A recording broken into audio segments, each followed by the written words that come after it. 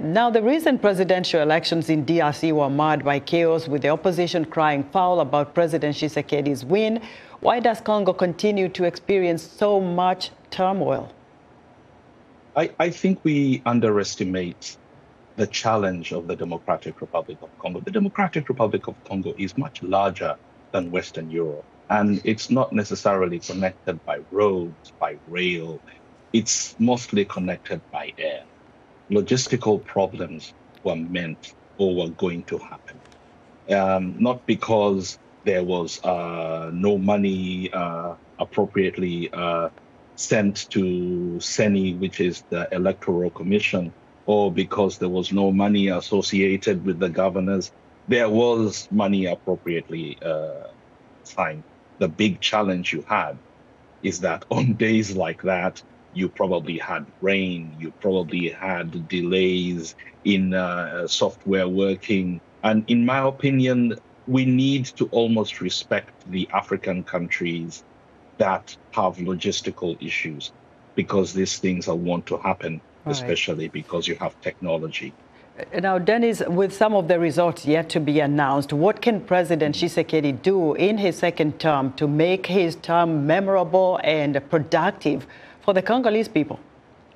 I think this is where the relationship between the United States, or a country like the United States, and an African country like the Democratic Republic of Congo, which now is Africa's second largest democracy and also second largest by country size democracy. I think this is where an entity like the United States needs to infuse resources into infrastructure, into supporting and bringing the private sector. The Democratic Republic of Congo is one of less than 10 countries that have bilateral investment treaties, which means a person like Felix Tshisekedi, who has always wanted to work with the United States, President Tshisekedi needs to now actively engage with investment and investors. People need to pour resources. Unfortunately, and why I specifically talked about the United States, is that ever since 2014, the United States private sector has withdrawn its private resources. And so if you want to look at it from that perspective, U.S. direct investment abroad into the Democratic Republic of Congo is negative $1 million. Right. Dennis, you know that Congo has really been under pressure with a lot of issues happening, rebels from the M23 group and also the Ugandan ADF meddling with the country as well. But also we've had regional peacekeepers in the country. What has the role of the regional peacekeepers been there, and why do these groups continue to cause so much mayhem in DRC? Let me take this question first. In two sections. First, why do these regional groups continue to cause mayhem? It goes back to the very same first point that I made. The Democratic Republic of Congo is huge. And what that does is it gives people access to open areas to terrorize. And so it then comes to the second part.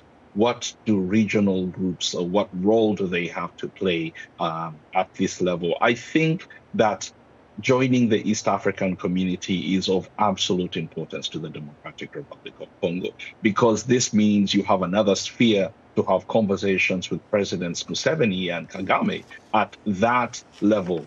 And we need to remember that nothing generates success like commerce, like trade, like investment.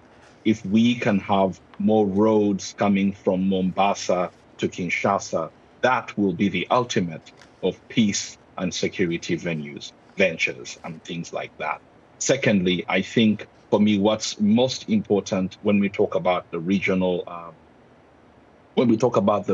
aspects, these countries almost have people that are of similar tribal instincts, and that is very important.